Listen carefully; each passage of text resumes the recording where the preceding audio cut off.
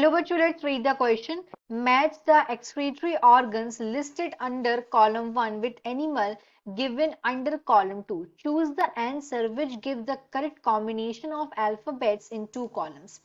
यहाँ हमें कॉलम 1 दिया है, कॉलम 2 दिया है, हमें क्वेश्चन में बोला गया हमें इसकी मैच करनी है. यहाँ एक्सक्रीटरी ऑर्गन्स दिए हैं, यहाँ पे एनिमल्स दिए हैं. A is nephridia, B is Malpighian tube, C is protonephridia and D is kidney. P hydra, Q leech, R shark, S roundworm, T cockroach. 4 option दिए हैं A, B, C, D. हमें column 1 और column 2 को यहाँ पे correctly match करना है. तो सबसे पहले यहाँ हम देखेंगे क्वेश्चन का की कंसेप्ट. तो हम देख सकते हैं हमें यहाँ पे एनिमल्स दिए हैं और कुछ एक्सक्रीटरी ऑर्गन्स दिए हैं. हमें उनको करेक्ट मैच करना है कि किस ऑर्गन का कौन सा एक्सक्रीटरी ऑर्गन है. तो सबसे पहले क्वेश्चन का हम देखेंगे की कंसेप्ट होगा क्वेश्चन का एक्सक्रीटरी ऑर्गन्स. एक्सक्रिएशन मतलब क्या होता है? एक ऐसी प्रोसेस जहां पे बॉडी का मेटाबॉलिक वेस्ट को रिमूव करते हैं. और एक्सक्रिएटरी ऑर्गन ये एक ऐसा ऑर्गन है जहां जो बॉडी का जो मेटाबॉलिक वेस्ट होता है उसको रिमूव करता है. ये रिमूव करता है, it removes metabolic waste of body.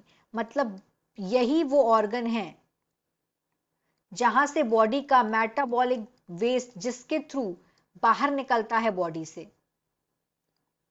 अब डिफरेंट ऑर्गेनिजम्स के डिफरेंट ऑर्गन्स होते हैं. तो यहाँ पे हमें दिए गए हैं 4 एक्सक्रीटरी ऑर्गन्स और यहाँ पे 5 दिए हैं एनिमल्स. तो हम 1 बाय 1 देखेंगे. ए में दिया हुआ है नेफ्रीडिया. पूछा गया कि जो नेफ्रीडिया है ये एक एक्सक्रीटरी ऑर्गन.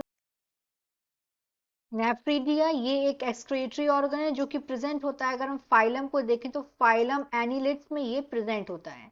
तो यहाँ पे हम देखेंगे यहाँ पे जो एनिलिड्स में आता है क्या, लीच मतलब होती है जोंक.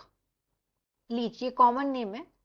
तो लीच एक्सक्रीटरी ऑर्गन लीच किससे कंसिस्ट होता है? नेफ्रीडिया से. क्या होता है जो नेफ्रीडियोपोर्स होते हैं, नेफ्रीडियोपोर ये एक्सक्रीटरी ऑरिफिस होते हैं नेफ्रीडियम के. यहाँ पे अगर हम पेयर्स की बात करें तो 17 पेयर्स होते हैं. 17 पेयर्स होते हैं नेफ्रीडिया के. 17 पेयर्स होते हैं और जो एक पेयर होता है वो ईच पे प्रेजेंट होता है. 6 से लेके 12 सेगमेंट पर, हर एक सेगमेंट पर एक पेयर प्रेजेंट होता है.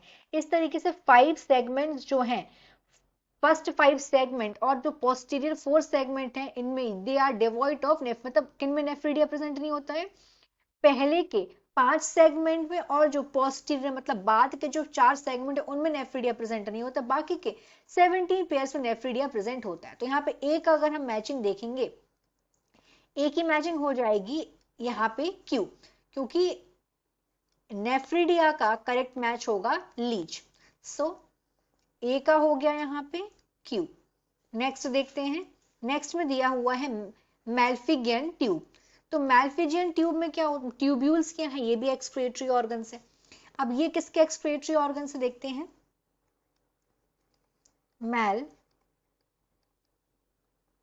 Malpighian tubules. They are also excretory organs और ये एक्सक्रीटरी ऑर्गन्स होते हैं ऑर्थ्रोपोड्स में, फाइलम ऑर्थ्रोपोड्स में. ये भी एक्सक्रीटरी ऑर्गन्स हैं. और अगर हम देखें यहाँ पे ऑर्थ्रोपोड्स कहाँ है तो कॉकरोच क्या है? ये एक ऑर्थ्रोपोड है. तो ये प्रेजेंट होते हैं कॉकरोच में. They are present in cockroaches. इसमें ये प्रेजेंट होते हैं जंक्शन में. अब ये कॉकरोच में कहाँ प्रेजेंट होते हैं? जंक्शन में. किसके जंक्शन में? Midgut. They are present in junction of the midgut और हाइंडगट के जंक्शन में प्रेजेंट होते हैं. Midgut and hindgut.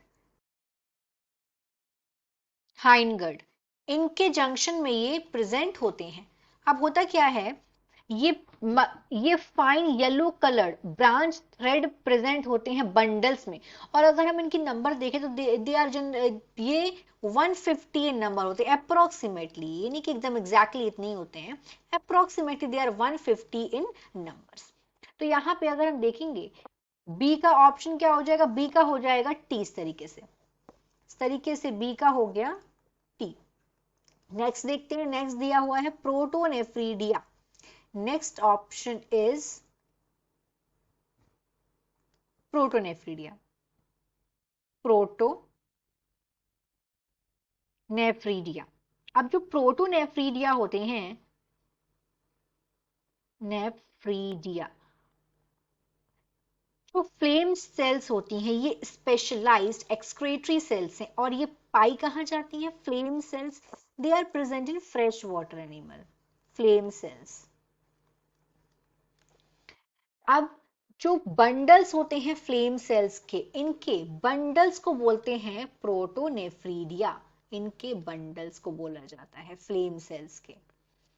इसीलिए, और जो प्रोटोनेफ्रीडिया है, दे आर प्रेजेंट इन, ये प्रेजेंट होते हैं राउंड वॉर्म में, प्रोटोनेफ्रीडिया। तो इस तरीके से हम देखेंगे कि जो सी है, सी का आंसर हो जाएगा एस। इसके बाद आते हैं लास्ट वन, जो कि है डी में दिया हुआ है किडनी। तो किडनी ह्यूमंस में ही प्रेजेंट होती है। हमारा जो नाइट्रोजनस वेस्ट है वो बाहर निकालने का काम बॉडी से कौन करती है? किडनी। अब जो किडनी है ये प्राइमरी एक्सक्रीटरी ऑर्गन फिशेस में भी होती है, मछलियों में भी होती है, ह्यूमंस में तो होती है। This is primary excretory organ in fishes as well.